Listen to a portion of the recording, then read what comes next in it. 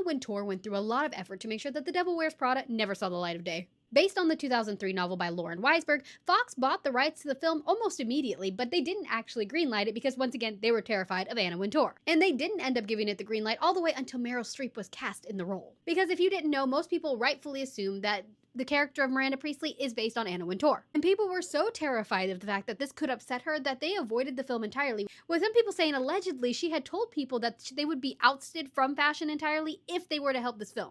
But the studio did believe that the film had potential, and so they got a director. The director was set to be David Frankel, who at the time had directed several episodes of Sex and the City. Despite their belief in the project, though, they had several screenwriters make several different versions of the script, and none of them were hitting right. Cue writer Aline Broche McKenna. She's the one who managed to take the story and make it more evolved around the relationship between Miranda and Andy. This is what really sold the script to the studio. And in case you didn't know, she's best known for writing the movie 27 Dresses, as well as going on to co-create Crazy Ex-Girlfriend. Another source of inspiration for the film was the movie Zoolander, as well as the documentary Unzipped. But once again, they were trying to get advice from people who were actually in the fashion industry so that they could make sure it was accurate as possible, and these people were terrified. They did not want to offend Anna Wintour, and they were very, very fleeting with their advice, with many of them not wanting name credit. So at this point, they had a director, they had a script. Streep had not been cast yet, and the movie hadn't even been officially greenlit.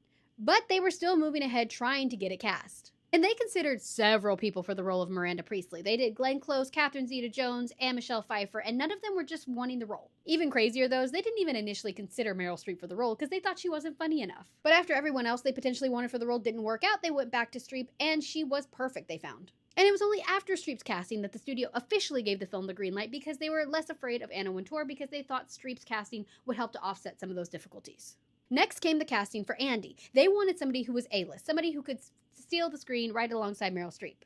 The first choice they had, Rachel McAdams, who had just come off of Mean Girls, and they thought she'd be perfect for the role, but she turned down several offers for the film.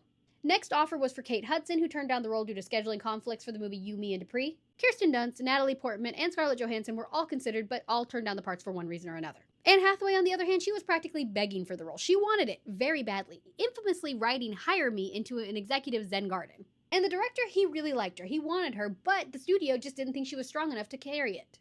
Eventually, though, she was given the role after all the other actresses declined and the studio finally relented. Which I think is for the best because she was perfect casting. Now, originally, the role of Emily Blunt had no intention of auditioning for the movie. She was on set to audition for another movie, Aragon. Okay, but now it's time to finally start filming because we have a director, we have a writer, we have a script, and we have a cast. And we have a budget of $35 million. But then we face a new problem. Once again, Anna Wintour scaring the tenants of New York City. You see, several New York City apartments would not let the filming use them because they were terrified of Anna Wintour. And so they had to get very creative with shots to minimize the need for these offices. The other problem that arrived when it came to filming locations was they wanted to go to Paris, but it wasn't in the budget. So what did they do? They had several scenes recorded in Paris, but they did not pay for Streep to go because that would have cost way too much money. Another fun fact, though, for Miranda's office in the movie, they based it off Anna Wintour's real office that they had to sneak in to see. The other fun fact, Anna Wintour immediately changed her office decor after the film's release. But filming's complete, and the studio still really didn't believe in this movie to the way it needed to be believed in, so marketing hadn't done a great job of making posters. But that turned out A-okay, because the initial trailer they put together of the first 3 minutes of the film, that was so widely beloved that they just continued using it for marketing.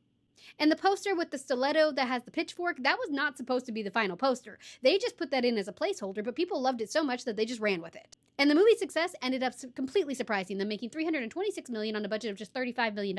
Though it never made it to #1 at the box office, it remained in the top 10 all the way through July. Even crazier though, the film stayed in theaters all the way through December because it was just making so much money the studio thought it was worth it.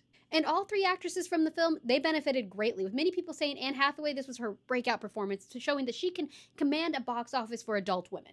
And this one was often cited as Streep proving that older women can carry films. Oh, and about Anna Wintour, she was quoted as saying that the film would go straight to DVD, but she ended up going to the film's New York premiere. She said that it was mildly entertaining and that they did get some things right. After the film turned her in from sort of a well-known figure to a cultural icon, she seems to have a slightly more positive view of it, despite the fact she never wanted the thing to exist in the first place.